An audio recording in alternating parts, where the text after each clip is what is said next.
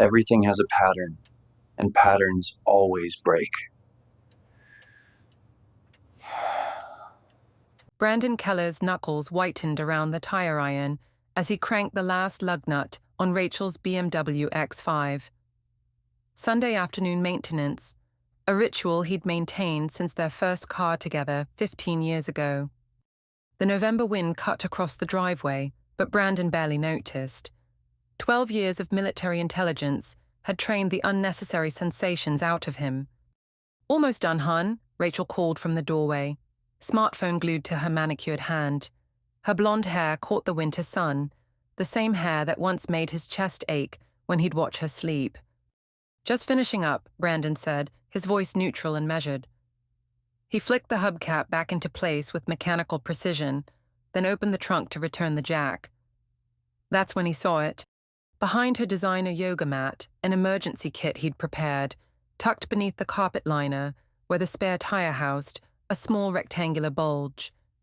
Brandon glanced toward the house. Rachel had disappeared back inside. His fingers worked automatically. Old instincts died hard. The object was a cheap burner phone, the kind you buy with cash at gas stations. Not Rachel's style at all. She was an iPhone devotee who upgraded annually. He clicked it on. No password. 6 text messages appeared, all from Jay. "Still taste you. Need more. Tuesday? That thing you did with her mouth. Fuck. Cabin's booked for weekend. Tell hubby you're at spa with girls again." Brandon's fingers scrolled mechanically, his face betraying nothing. His breathing didn't change as explicit photos loaded, his wife's body twisted around another man's. A man with tattooed forearms and a silver chain around his neck. A face Brandon recognized from a contractor meeting 8 months ago. Javier Menendez. Jax. Now working enforcement for some of their less-than-legal competitors. Brandon replaced the phone exactly as he'd found it, returned the jack, and closed the trunk. Inside, he washed his hands at the kitchen sink while Rachel chopped vegetables for a dinner she'd barely touch. "How's Melissa's spa retreat planning coming along?" he asked casually, drying his hands on a dish towel. Rachel's knife paused almost imperceptibly. "Good. Thinking Sedona again this year." Brandon nodded. "Nice cabins out there." She didn't look up. "Yeah, relaxing." That night, Brandon lay awake, staring at the ceiling as Rachel slept beside him, her back turned. His mind calculated, measured, assembled. Not once did his heart rate elevate above resting. Not once did he allow emotion to cloud the methodical processing of information. The next morning, while Rachel was at her PR firm office, Brandon made 3 calls and visited an electronics shop. By nightfall, their house was invisibly transformed. Microscopic cameras in light fixtures, audio receivers in power outlets, GPS trackers magnetically attached under both their vehicles. 4 days later, Brandon sat in his home office, watching the feed from their living room on his laptop. Rachel and Ethan Royce, his business partner of 5 years, sat too close on the couch, reviewing documents. "He still doesn't suspect anything?" Ethan asked, his hand casually resting on Rachel's thigh. Rachel laughed, the sound grating against Brandon's eardrums. "Brandon? Please." The man's emotionally checked out, has been for years. "It's like living with a robot." "And the accounts." Ethan leaned closer. "Almost done. The Panama transfers look legitimate. Consulting fees. The validator at First National is a friend of Jax's. We just need Brandon's signature on the Westlake properties, and we've got access to everything. And then," Rachel's smile turned predatory, "and then we spring the trap. The forged power of attorney is almost complete. When the investigation hits, Brandon takes the fall. We're in Bali by Christmas." That night, Rachel slept in the guest bedroom, claiming insomnia. Brandon downloaded the conversation to an encrypted hard drive. Then he opened his old footlocker, the one Rachel never touched, and removed a false bottom.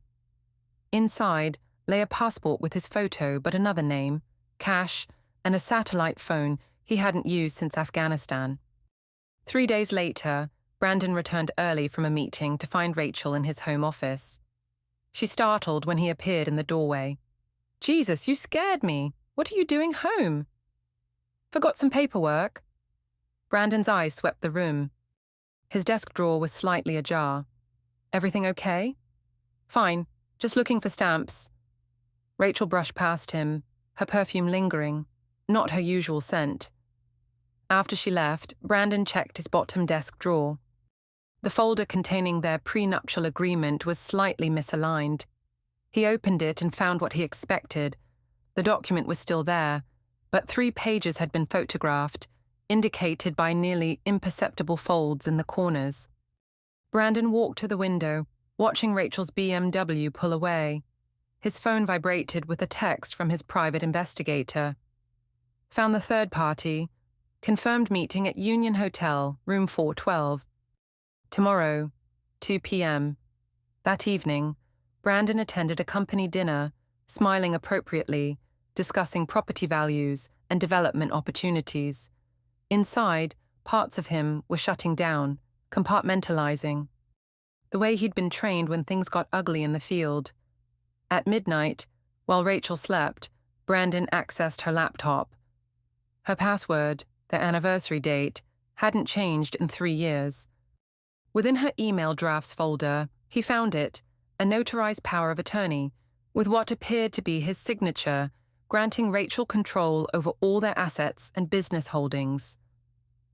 The forgery was good, very good. But Brandon had seen better in Kandahar. He photographed the document and sent it to his lawyer's encrypted email, with instructions not to respond. Then, he replaced the laptop exactly as he'd found it.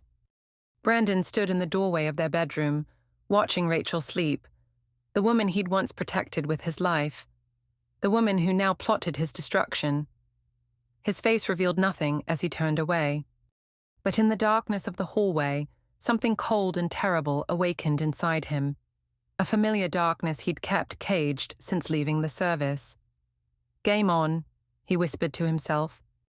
The First National Bank office buzzed with Monday morning activity as Brandon sat across from Walter Grunfeld, his longtime personal banker. "It's unusual, Mr. Keller," Walter said, nervously adjusting his glasses. "Invoking the dormancy clause in a prenuptial agreement without filing for divorce first." Brandon's expression remained pleasant. "Unusual but not illegal, Walter. Section 12, paragraph 4 clearly states that suspicion of financial malfeasance allows temporary freezing of joint assets pending investigation." "Yes, but—" "The clause was Rachel's idea, actually," Brandon said, sliding the prenup across the desk. "She was concerned about my army buddies possibly asking for loans. Ironic, isn't it?" Walter reviewed the document, then sighed. "I'll need to call our legal department." "Of course. I've got time." 90 minutes later, Brandon walked out with confirmation. All joint accounts frozen. Rachel's access suspended pending financial audit. His first countermove completed without alerting his opponent. In his car, Brandon reviewed the surveillance photos his PI had taken, Rachel entering the Union Hotel, Ethan arriving 20 minutes later, both leaving separately, 3 hours after that. The timestamps aligned perfectly with a $342,000 wire transfer from Keller Development Group's client escrow account to a shell corporation in the Caymans. A transfer Brandon would have missed if he hadn't been looking for it. His phone buzzed. "Rachel. Hey, something's wrong with my cards. They're all declining." Brandon modulated his voice to mild concern. "That's weird. Mine are fine. Maybe call the bank." "I did. They're saying something about an account freeze." "What the hell, Brandon?" "Strange. I'll look into it. In a meeting right now, though." "Brandon, let me call you back." He ended the call. By afternoon, Brandon sat in the office of Marilyn Thau, his corporate attorney, sliding a folder across her desk. "I need these shares transferred into the Blackstone Trust, effective immediately." Marilyn frowned. That's 60% of your company, Brandon. May I ask why? Asset protection. Her eyes narrowed. Against whom? That's not relevant to the paperwork. As your attorney, As my attorney, you're obligated to execute legal instructions without requiring justification beyond confirmation of my competence. Brandon's voice remained level. Am I acting incompetent, Marilyn? She studied him, then sighed. Number. But this feels like divorce preparation. It's business. Brandon, I've known you and Rachel for 10 years.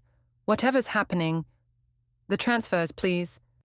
Today, after leaving Marilyn's office, Brandon drove to a storage facility on the outskirts of town, unlocked a unit registered to his shell corporation, and activated a laptop that couldn't be traced to him. He logged into the surveillance system he'd installed at home. Rachel was in his office again, frantically searching drawers, occasionally slamming them shut in frustration. Her phone rang. Ethan, what the fuck is happening? She paced, running fingers through her hair. Everything's frozen. I can't access anything. Brandon couldn't hear Ethan's side, but Rachel's responses told him enough. No, he doesn't act suspicious at all. I know we need to move faster. The documents are ready, but we need his electronic signature for the offshore accounts. I don't know, get creative. After she hung up, Rachel made another call. Jax, we have a problem. I need you to speed up the passport process. No, I don't care what it costs. We might need to leave sooner than planned. Brandon disconnected and drove to his company headquarters.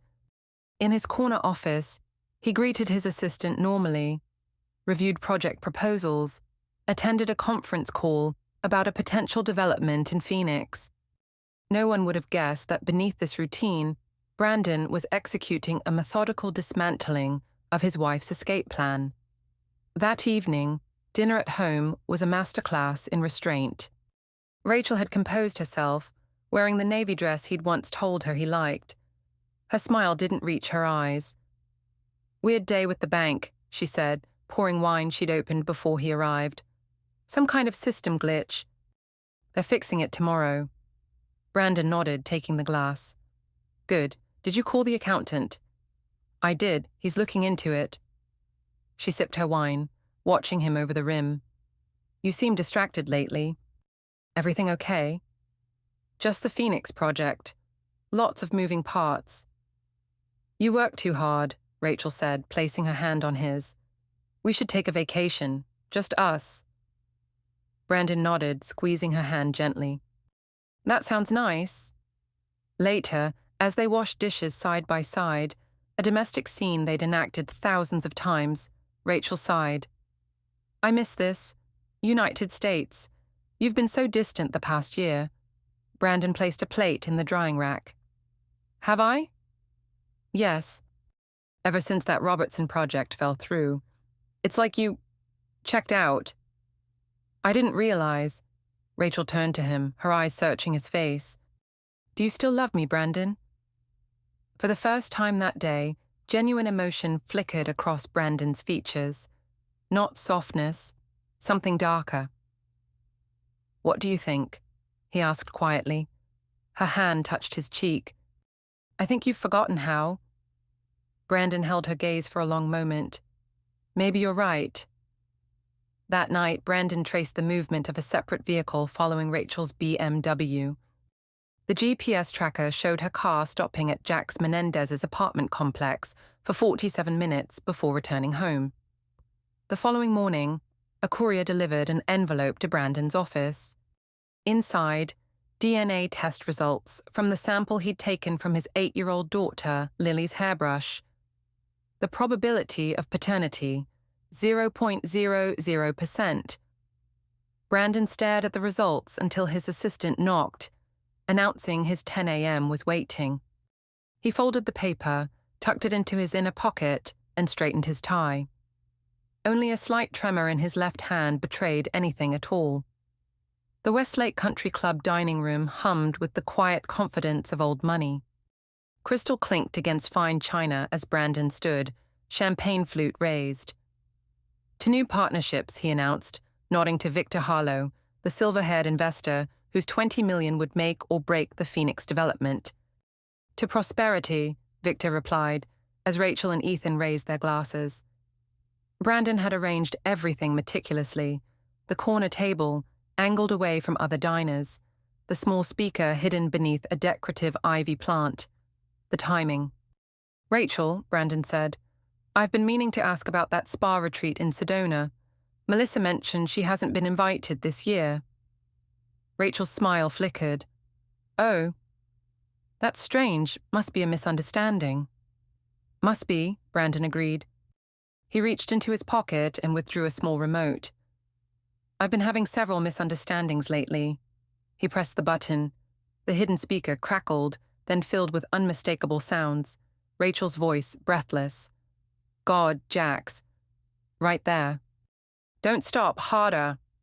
The audio continued for 10 excruciating seconds before Brandon switched it off.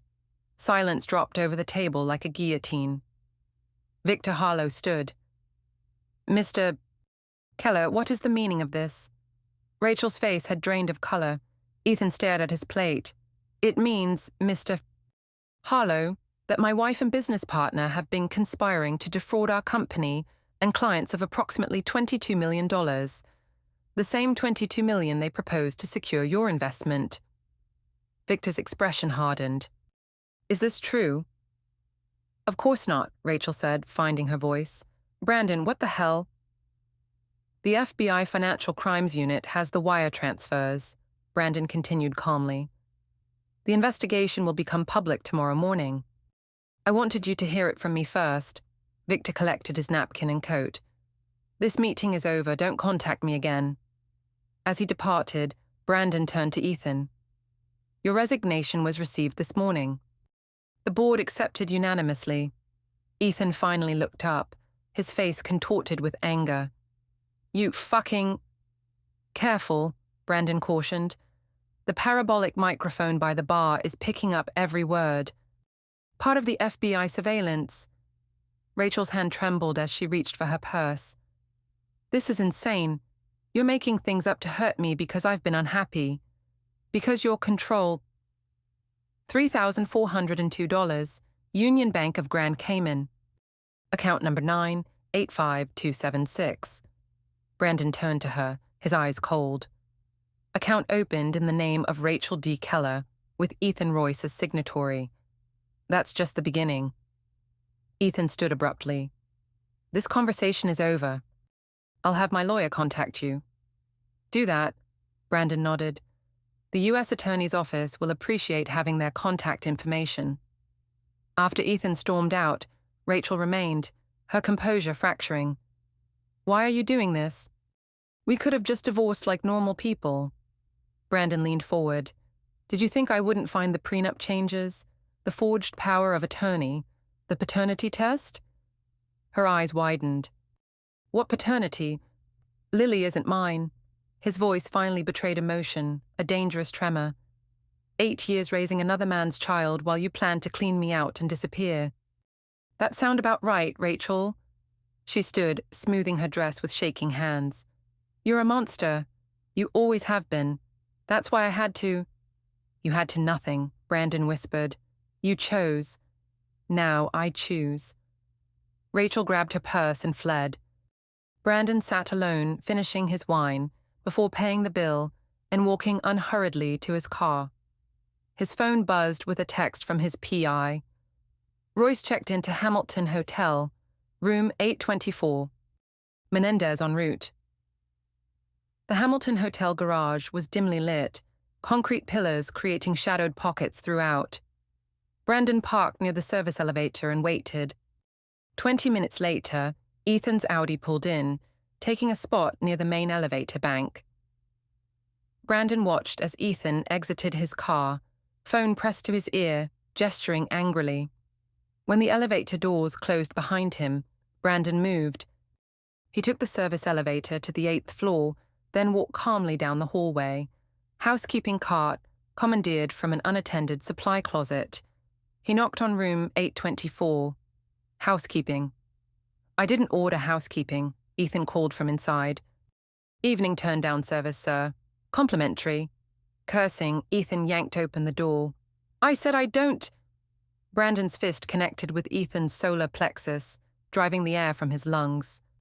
As Ethan doubled over, Brandon pushed inside, kicking the door shut behind him. You and I need to discuss severance packages, Brandon said, voice eerily calm. Ethan stumbled backward, gasping. How did... He lunged for the hotel phone. Brandon intercepted him, grabbing Ethan's wrist and twisting it behind his back in one fluid motion. Ethan howled. Sit down, Brandon ordered, shoving Ethan toward the desk chair. You're fucking crazy, Ethan spat, massaging his wrist. I'll have you arrested for assault. Maybe, Brandon agreed. After I'm done, you can add it to the fraud, embezzlement, and conspiracy charges. I want a lawyer. Soon. First, you're going to transfer the money back. All of it. Ethan sneered. And why would I do that? Brandon pulled out his phone. Because I have the video of you discussing how to frame me for the Panama transfers. Because I have Rachel's sworn statement implicating you as the architect. Because the FBI is currently combing through every account you've touched in the last 5 years. You're bluffing. Rachel would never. Rachel will do whatever saves Rachel, Brandon said. You should know that better than anyone. Something shifted in Ethan's eyes, realization dawning. You got to her already. Hour ago. She's writing her statement now. It was a lie, but Ethan didn't know that. Self-preservation flashed across his face. I want immunity. Not how this works. But cooperate, and I'll tell the prosecutors you were helpful. Ethan stood suddenly, grabbing a heavy crystal paperweight from the desk. Fuck you. I'm not going to prison because you can't satisfy your wife. He swung the paperweight at Brandon's head. Muscle memory took over. Brandon sidestepped, caught Ethan's arm, and used his momentum to slam him face first into the wall. Plaster cracked. Blood spurted from Ethan's nose. Wrong move, Brandon said softly. Ethan spun, wild-eyed, and charged. Brandon deflected the rush, but Ethan's shoulder caught him in the ribs. Both men crashed into the minibar, glass bottles shattering. Brandon recovered first, landing 2 precise strikes to Ethan's kidney. Ethan howled, then grabbed a broken bottle, slashing wildly. The glass sliced Brandon's forearm. He hissed, then kicked Ethan's knee with surgical precision. Something popped. Ethan screamed, collapsing. Brandon grabbed a heavy ceramic lamp and brought it down on Ethan's shoulder. The impact resonated with a sickening crunch. You broke my fucking collarbone, Ethan shrieked. Brandon stood over him, blood dripping from his arm. Transfer, the money. Ethan, pale and sweating, looked up with hatred. The money's gone. Jack's moved it. Offshore. Untraceable. Brandon's expression didn't change, but something shifted behind his eyes. Then you're no longer useful. Fear crossed Ethan's face. Wait. A sharp knock interrupted them. Hotel security. We've had noise complaints. Brandon walked calmly to the bathroom, retrieved a towel, and wrapped it around his bleeding arm. Then he opened the door. 2 security guards stood in the hallway, hands hovering near their tasers. Thank God you're here, Brandon said, voice shaking with manufactured fear. This man attacked me. I think he's on drugs. Look at my arm. The guards pushed past to where Ethan lay, moaning on the floor, amidst broken glass and spilled liquor. Sir, don't move, one ordered, while the other radioed for police. He's lying, Ethan gasped. He broke in here and assaulted me. The first guard frowned. Are you Mr. Royce? This is your room? Yes. Then why? The guard asked, pointing to something near the shattered minibar. Do you have cocaine in your hotel room? All eyes turned to the small bag of white powder lying amid the broken glass, a bag Brandon had removed from his pocket and dropped during the struggle. That's not mine, Ethan shouted. Brandon backed toward the door. I'm going to need medical attention for my arm. And I want to press charges. As police led Ethan away in handcuffs 30 minutes later, Brandon watched from the elevator bank, arm freshly bandaged by paramedics. Their eyes met briefly before the police car door closed. Brandon's phone vibrated. A text from his PI, subject to Menendez, spotted entering wife's location, surveillance continuing. Brandon's face revealed nothing as he walked to his car. Mr. Keller, please state for the record when you first became aware of the financial improprieties. District Attorney Elisa Hammond leaned forward, recorder capturing every word in the austere government office. October 28th, Brandon replied, adjusting the sling supporting his injured arm. I discovered unauthorized transfers from our client escrow accounts. His attorney, Stuart Glassman, nodded approvingly beside him. And you believe your wife, Rachel Keller, and business partner Ethan Royce were responsible. The evidence speaks for itself. Wire transfer authorizations with forged signatures, fake consulting agreements, audio recordings of them discussing the scheme. The DA made notes. We've frozen the Cayman accounts, but most funds were already moved. Any idea where? Brandon shook his head. My investigation suggests a third party, Javier Menendez. Goes by Jax, former contractor with connections to organized crime in Miami. The same Javier Menendez your wife was romantically involved with. Yes. And you have proof of this relationship. Brandon slid a USB drive across the table. Audio, video, text messages, hotel receipts. The DA's eyes narrowed. Mr. Keller, forgive my bluntness, but your effect is unusually calm for a man whose wife and business partner conspired to defraud him of millions while conducting multiple affairs. Brandon met her gaze evenly. Ms. Hammond, I spent 12 years in Army intelligence, 6 deployments. I've been shot at, bombed, and interrogated. Emotional displays don't serve any purpose. Even when the betrayal is this personal? Something flickered behind Brandon's eyes. Especially then. Outside the DA's office, reporters swarmed. Brandon's attorney deflected most questions, but Brandon stepped forward for one statement. I trusted people who betrayed that trust. Now I trust the justice system to handle things appropriately. As cameras flashed, Brandon spotted Rachel across the parking lot, being escorted by her attorney. Their eyes locked briefly before she was ushered into a waiting car. The following morning, Rachel was served with multiple lawsuits: forgery, financial fraud, breach of fiduciary duty, alienation of affection. The process server caught her leaving her sister's house, where she'd been staying since the confrontation. By afternoon, the PR firm where Rachel worked issued a terse statement. We have accepted Rachel Keller's resignation, effective immediately. Our firm had no knowledge of or involvement in the activities under investigation. Brandon watched the statement circulate on financial news sites from his temporary apartment. The corporate damage control was predictable. What came next wasn't. His phone rang. Walter from First National Bank. Brandon, we've got a situation. Someone attempted to access your safety deposit box using a power of attorney we now believe is forged. Security detained her, but she fled before police arrived. Her? Rachel. Number Asian woman, mid-30s. Called herself Marilyn Thau. Brandon's blood ran cold. My attorney. That's what the paperwork claimed. We've alerted the Bar Association. Brandon hung up and immediately called Marilyn's office. Her secretary sounded frantic. Mr. Keller, I've been trying to reach you. Someone broke into our offices last night. Files were stolen, including yours. Where's Marilyn? She called in sick. I can't reach her. Brandon ended the call and dialed his PI. I need Marilyn Thau's location. Now. 3 hours later, Brandon pulled into the parking lot of a roadside motel off Highway 16. The PI's text had been specific, room 114. Marilyn's credit card, checked in with male companion. Brandon knocked on the door, hand resting inside his jacket. Marilyn opened it, eyes widening. Brandon, how did you... Who else is here, Marilyn? Her face paled. I don't know what you... A toilet flushed inside.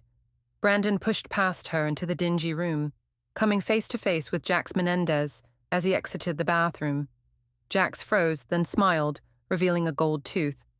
Well, well. The infamous Brandon Keller. Brandon ignored him, turning to Marilyn. 10 years. I trusted you for 10 years. Marilyn's composure cracked. Brandon, it's not what you think. Jax needed legal advice. About what? Accessing my safety deposit box? Stealing my client files? You don't understand. I understand perfectly. Brandon's voice remained eerily calm. How much did they pay you to betray attorney-client privilege? To help them finish what Rachel and Ethan started? Jax laughed, leaning against the wall. Man, you really think you know everything. Brandon finally looked at him. I know Rachel's running out of options. I know the money's moved twice since the Caymans. I know she promised you a cut to help her disappear. Maybe, Jax shrugged. Or maybe your wife's been planning this for years. Maybe she wanted out since Afghanistan. Since you came back. Different. Something dangerous flashed across Brandon's face. Careful, Brandon said softly. Jax pushed off the wall, stepping closer. The stone-cold operator. That's what she called you. Said fucking you was like fucking a corpse. Said... Brandon moved with frightening speed. His palm struck Jax's sternum with such force that Jax staggered back, gasping. Before he could recover, Brandon swept his legs, sending him crashing to the floor. Brandon, stop! Marilyn screamed. Jax rolled, reaching beneath the bed. His hand emerged with a pistol. Brandon sidestepped as Jax fired, the bullet splintering the cheap door behind him. In the confined space, the gunshot was deafening. Marilyn screamed again, dropping to the floor, hands over her ears. Brandon kicked the gun from Jax's hand, then delivered a vicious strike to his throat. Jax gurgled, clutching his neck. Retrieving the pistol, Brandon checked the magazine, then aimed it at Jax's head. Where's the money, Jax? Jax wheezed, struggling for air. Fuck. You.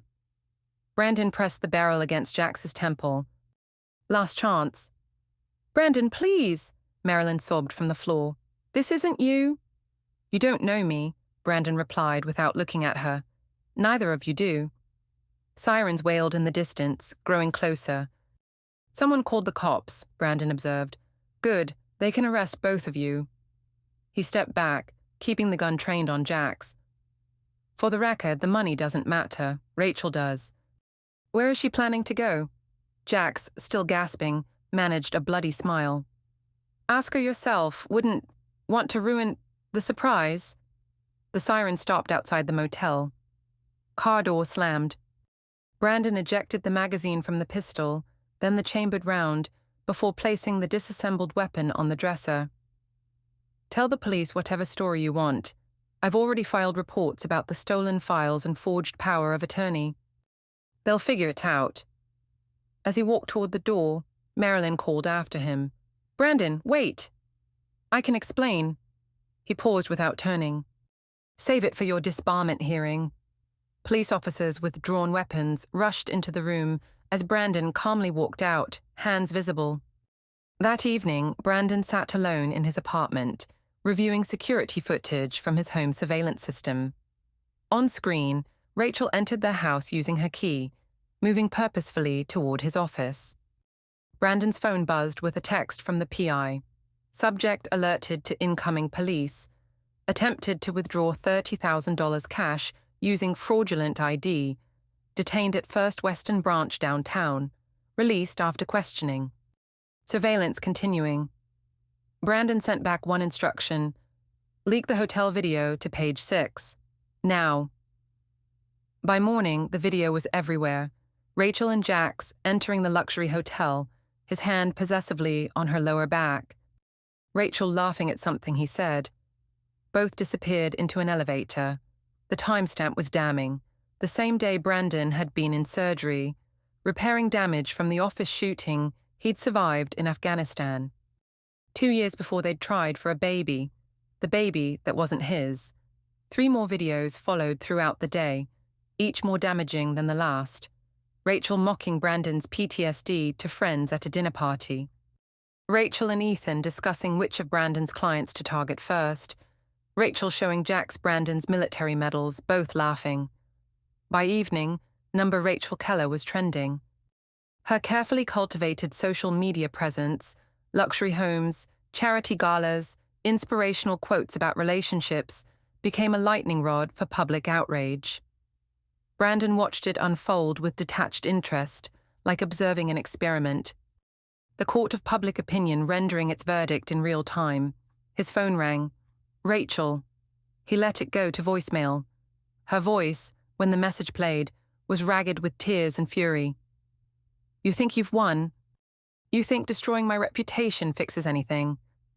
You never loved me, Brandon. You loved the idea of me. The perfect wife for your perfect life. I was drowning for years and you never fucking noticed. You never... The message cut off. Brandon deleted it without expression. His doorbell rang. Through the security camera, Brandon saw his daughter Lily standing beside Rachel's sister Kate. He opened the door. Uncle Brandon. Lily launched herself into his arms. Despite everything, his embrace was genuine. Kate looked exhausted. She's been asking for you. Rachel's not in a good place right now. Brandon nodded, ushering Lily inside. Thanks for bringing her. She can stay as long as needed. Rachel doesn't know I'm here, Kate admitted, but Lily shouldn't be around. All this. After Kate left, Brandon made Lily's favorite dinner. Mac and cheese with hot dogs cut into octopuses. They watched a movie. He helped with her math homework. Not once did he mention Rachel. As he tucked her in, Lily grabbed his hand. Is Mom in trouble? Brandon chose his words carefully. Your mom has some problems she needs to fix. Because she lied. He studied her face, features he'd once searched for resemblances to his own. Yes, because she lied. Are you and Mom getting divorced? Yes, sweetheart. Lily's eyes filled with tears. Is it my fault? No, Brandon said firmly, sitting on the bed beside her.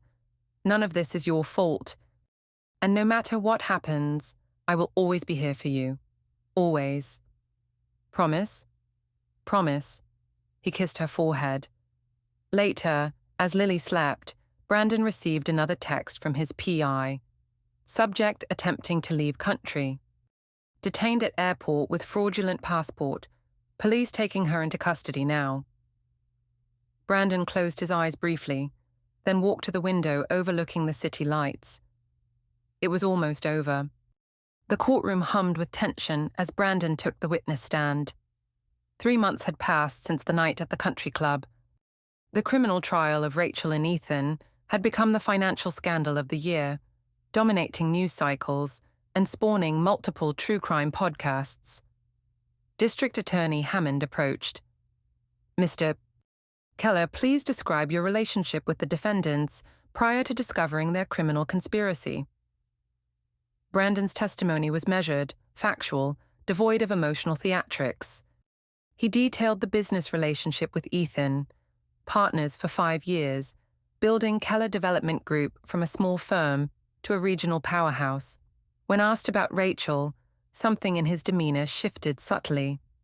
We met at a charity function in 2009, Brandon said, married in 2011.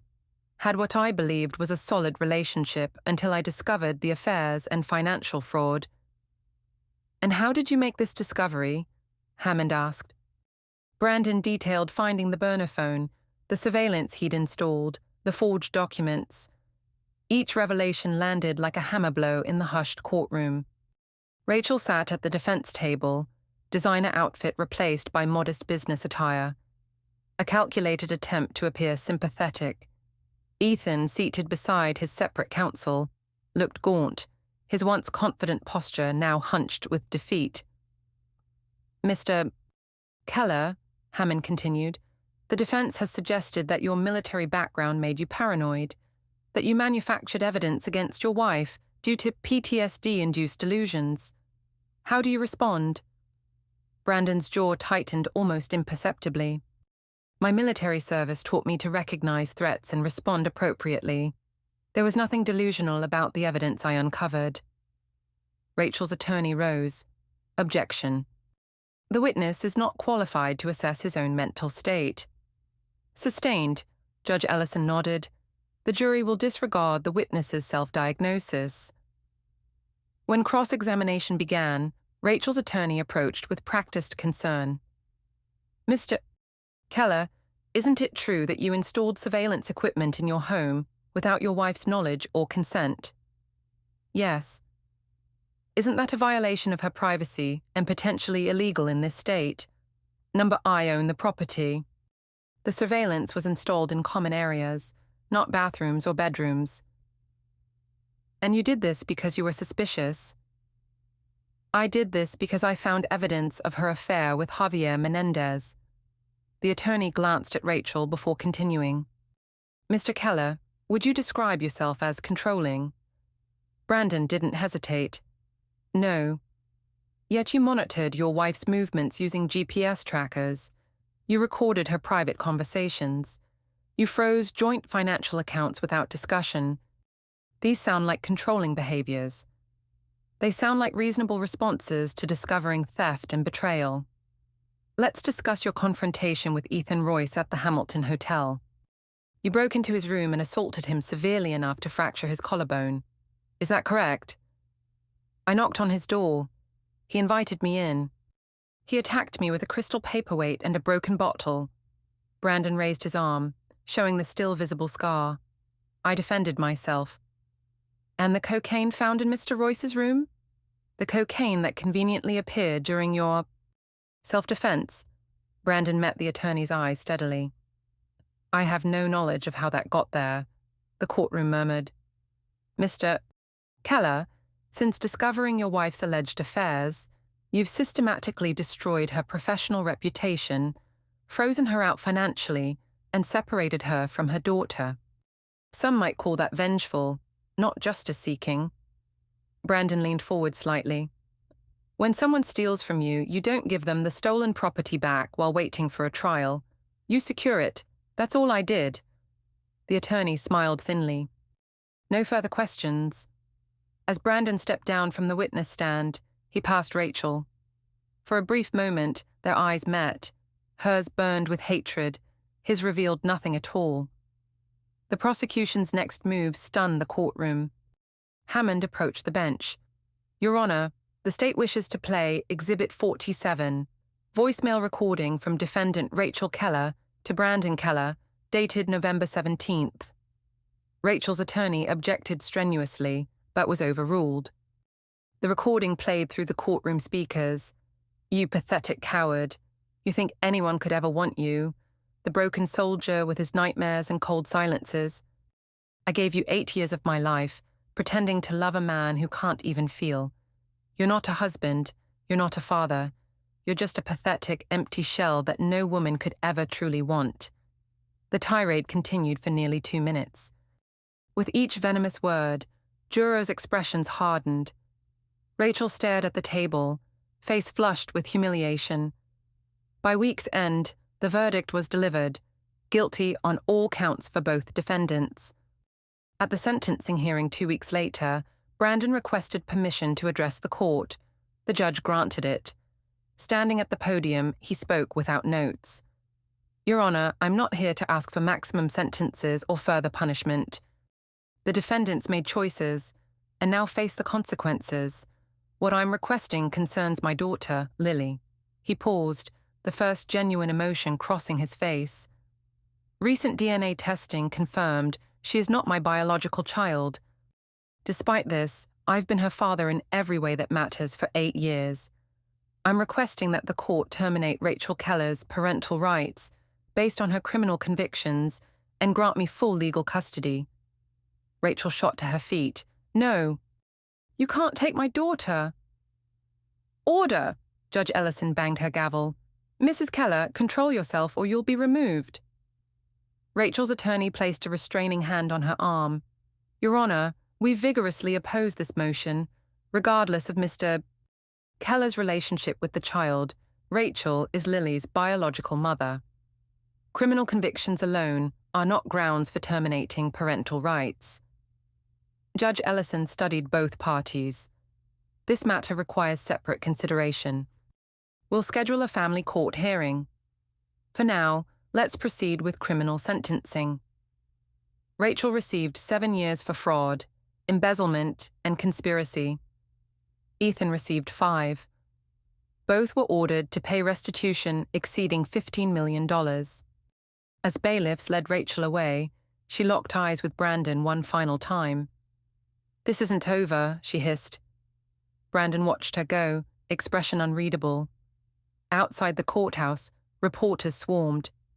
Brandon declined comment, making his way through the crowd toward his waiting car. A woman's voice cut through the chaos. "Brandon!" He turned to see Rachel's sister Kate pushing through reporters. "I need to talk to you," she said, breathless. "About Lily." They met at a quiet coffee shop 3 blocks from the courthouse. Kate looked exhausted, twisting her napkin anxiously. "I've been talking to Lily," she began. "She's confused, scared. She knows something's terribly wrong, but doesn't understand why her mother's gone, why everything's changed." Brandon nodded. "I've arranged for a child psychologist. We're working through it."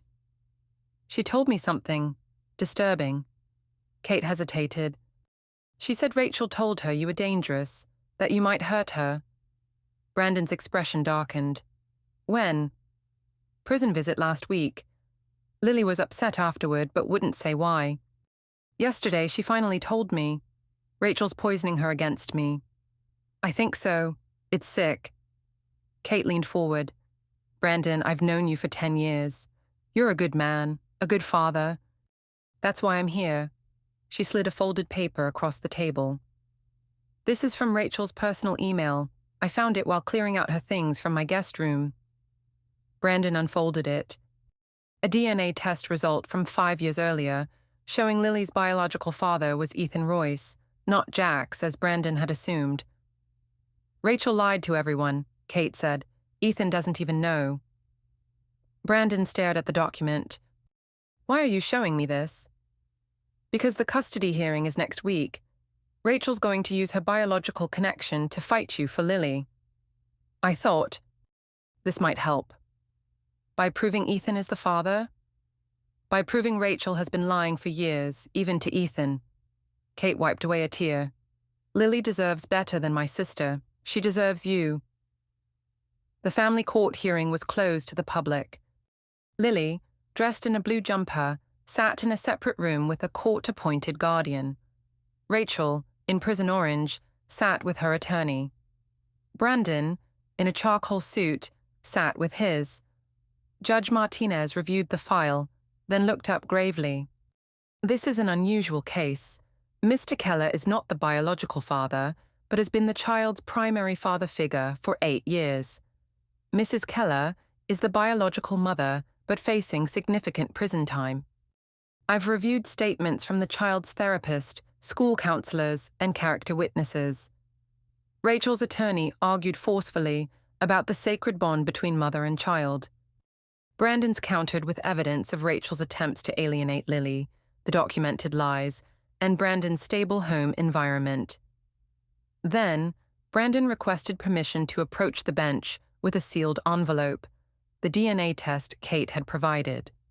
After reviewing it, the judge called both attorneys for a private conference. Heated whispers followed. When proceedings resumed, the judge announced, "The court has received evidence that Mrs.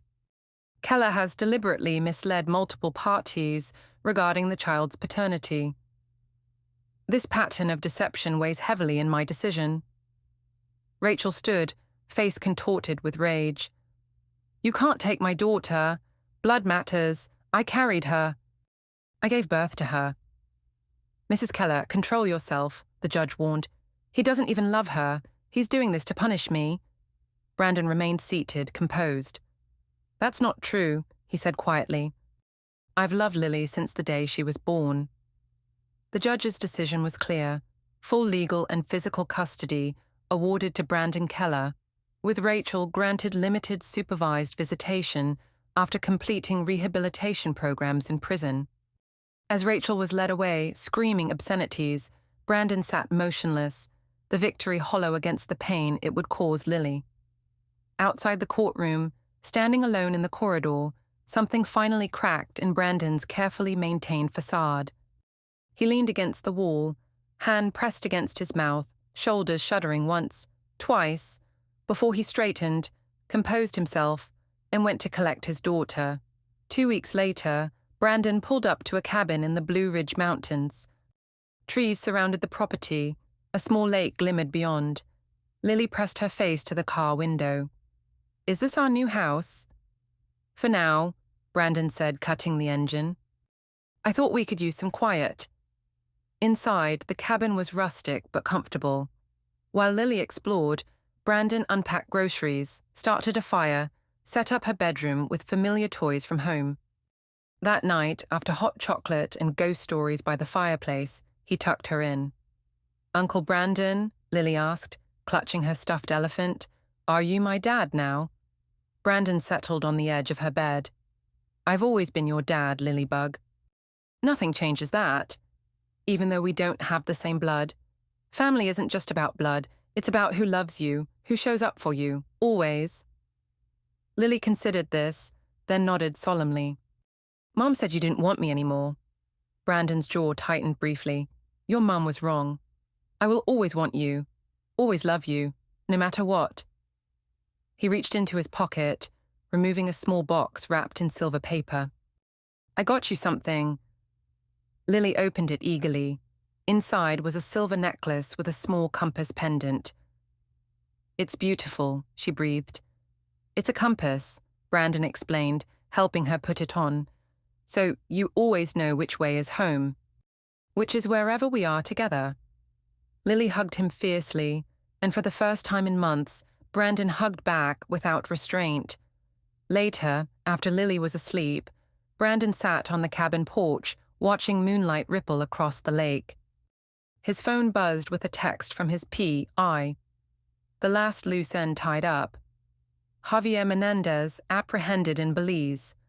$4.7 million recovered. Extradition proceedings beginning. Brandon turned off his phone and set it aside. Inside the cabin, security monitors displayed the perimeter, everything calm and secure. The safeguards were invisible but omnipresent, old habits ensuring nothing would ever threaten them again. In the quiet darkness, Brandon finally allowed himself to feel the full weight of everything. The betrayal, the violence, the calculated revenge, the wounded child sleeping inside. The man he'd become to survive it all. For the first time, he wondered if the victory had been worth the cost. If somewhere along the way, Rachel had been right about one thing, that something in him had broken long ago, in dusty streets far from home. But then he thought of Lily's arms around his neck, her absolute trust despite everything. And he knew that whatever darkness lived inside him now, whatever coldness had allowed him to execute his revenge so perfectly, one warm light remained. Brandon stood, went inside, and checked on his daughter one last time before going to bed. Outside, the security cameras recorded nothing but silent forest as the Kellers slept, father and daughter, finally safe. Miles away, in a prison cell, Rachel Keller stared at a cracked phone screen smuggled in by a compromised guard. On it, the last family photo taken before everything unraveled.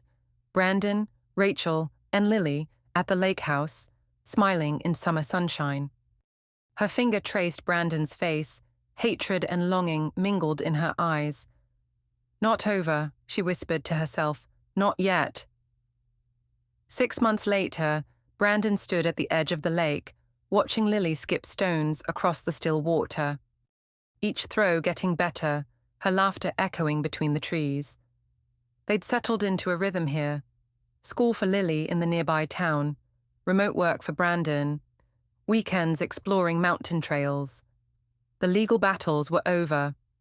Ethan had turned state's evidence against Jax in exchange for a reduced sentence. Most of the stolen funds had been recovered.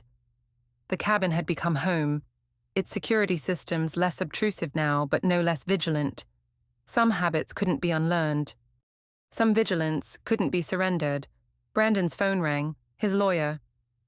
"It's done," Stewart said without preamble. Rachel's appeal was denied. Custody arrangement stands. "Good," Brandon replied, watching Lily find another perfect skipping stone. "And the other matter?" "Finalized this morning. The trust is ironclad. Even if something happens to you, Lily's future is secure." "Thank you." After hanging up, Brandon slipped the phone back into his pocket and walked to the water's edge. Lily looked up with a grin that still made his chest ache with its innocence. "Dad, I got 7 skips." "That's amazing," he said, crouching beside her. "Show me again?" As she demonstrated her technique, Brandon picked up a stone of his own. He weighed it in his palm, feeling its smooth contours, the perfect balance. He skipped it across the water, 9 perfect bounces before it sank. "Wow," Lily exclaimed. "Where did you learn to do that?" Brandon smiled. "Practice." "Lots of practice." The stone disappeared beneath the surface, creating ripples that spread outward, touching everything in their path before gradually fading away. Like consequences, Brandon thought, like revenge. He put his arm around Lily's shoulders, and together they walked back toward the cabin, leaving the ripples behind.